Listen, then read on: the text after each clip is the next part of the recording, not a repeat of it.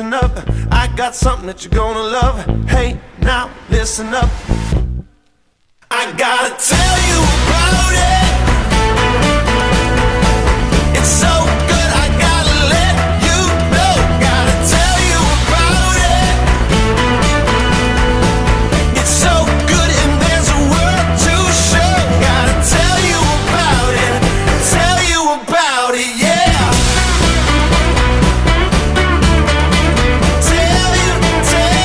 Tell you about it, yeah. I'm gonna shine that light, illuminate the night.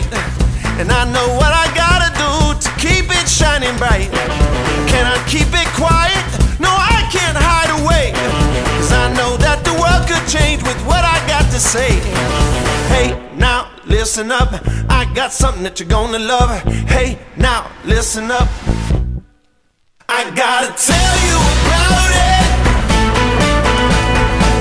It's so good, I gotta let you know. Gotta tell you about it.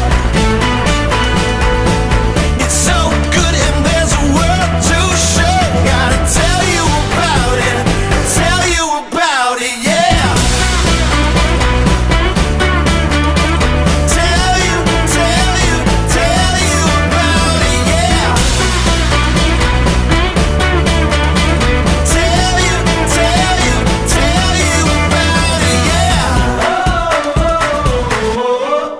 I gotta tell you about it.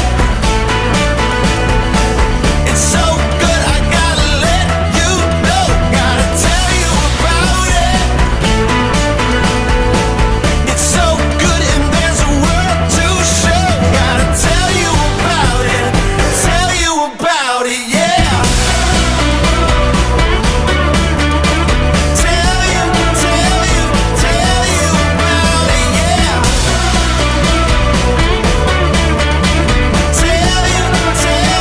Tell you about it, yeah.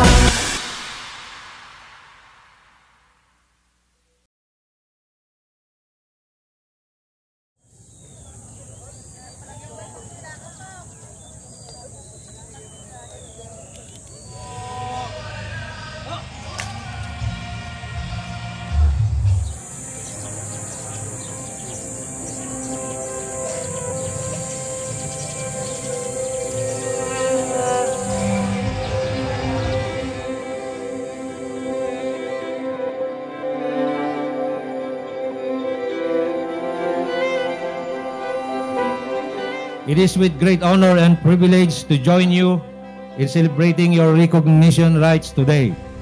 I am filled with immense pride and admiration for the journey you have undertaken.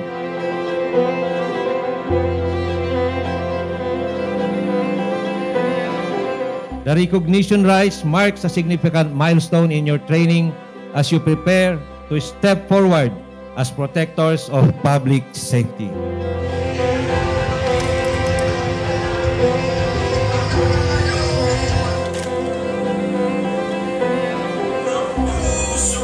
By the authority vested upon me, I hereby declare that the PRTC3 PSBRC Batch 2024-01 Alpha to my class Sintalas and 103 members of PRTC3 PSBRC Batch 2024-02 Alpha and Bravo class Sanliab recognized effective this day.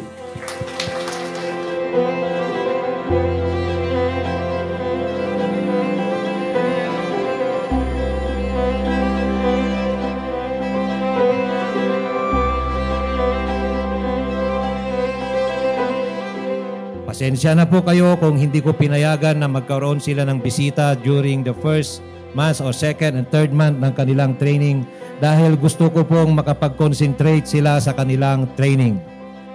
At nakita nyo naman kung paano sila sumunod ngayon, paano yung transformation po nila from civilian to a fine officer of the Philippine National Police. Palakpakan po natin sila.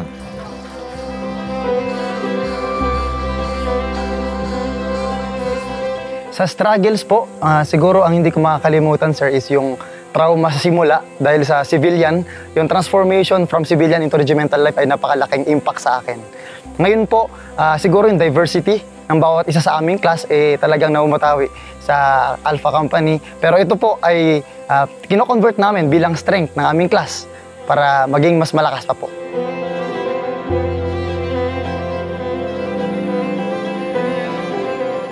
Ako si Jeric T. Karagdag. Galing ako sa Bamban Tarlac. Napapabilang ako sa Sintales Class 2024-01 Bravo Company. Galing ako sa mahirap na pamilya, simpleng estudyante, ngarap, at ngayon nandito na. Ang isa sa mga layunin ko is matagal na po ako sa leadership at ang gusto ko pagpasok ko sa PNP is magkaroon ako ng kumbaga, alamat at purpose. Ang serbisyo ko, gusto ko mag-benefit hindi lang yung nasa paligid ko, kundi lahat ng tao dito sa Pilipinas.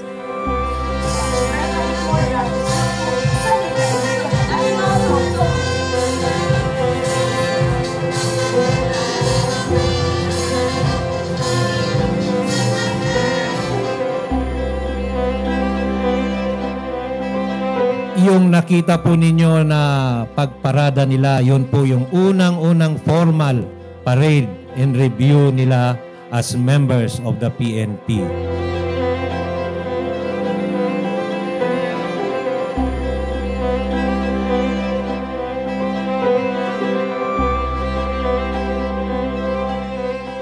Siguro yung hindi ko makakalimutan na pagsubok o struggle ko nung unang araw ko dito is yung pagkamis sa pamilya, pangunguli lang sa pamilya. Malapit kasi ako sa pamilya ko. Tapos, akala ko nung una di ako makakasurvive. Tapos ngayon, halos patapos na.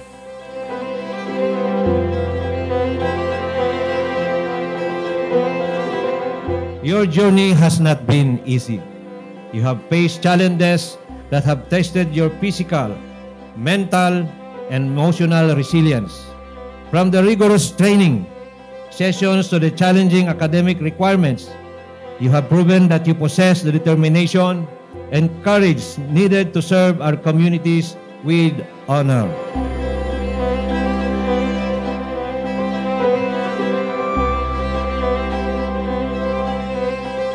Ngayon naman ang kinakaharap ko is kung paano ko i-deliver yung sarili ko paglabas dito sa community. Gusto ko kasi na paglabas ko, hindi lang ako isang matipunong police officer. Gusto ko yung may pusong police officer para sa lahat ng Pilipino.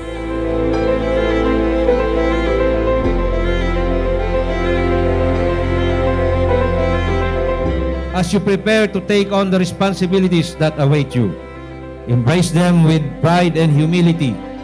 Serve with passion and integrity, and let your actions reflect the values instilled in you during your training. This is your calling, a commitment to serve, protect, and inspire.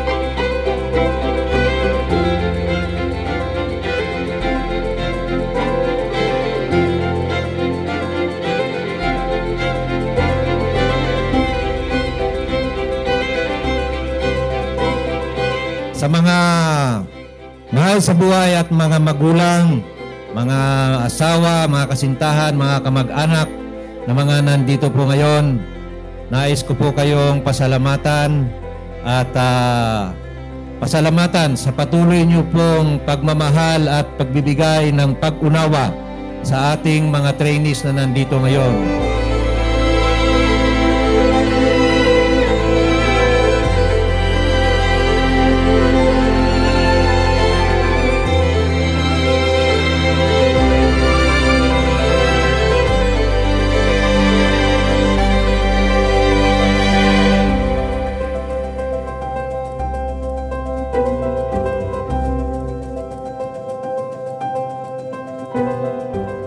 Positivity.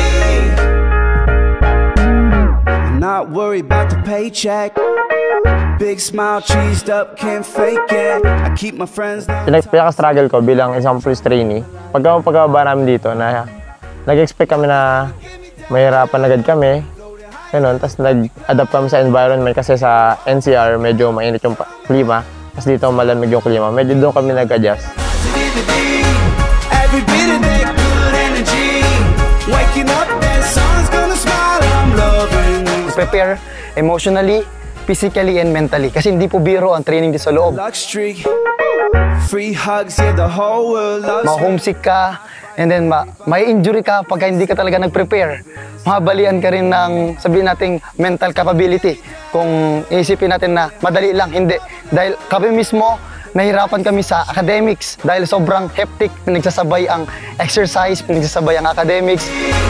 Every bit of that good energy. Waking up, that sun's gonna smile. I'm loving you, smiling. Give me all of that positivity. Blocking out that negativity. Hands up, I'm way too blessed. No way to be stressed.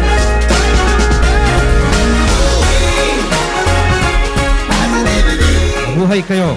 Serve with pride, courage, and honor. Maraming salamat sa inyong lahat.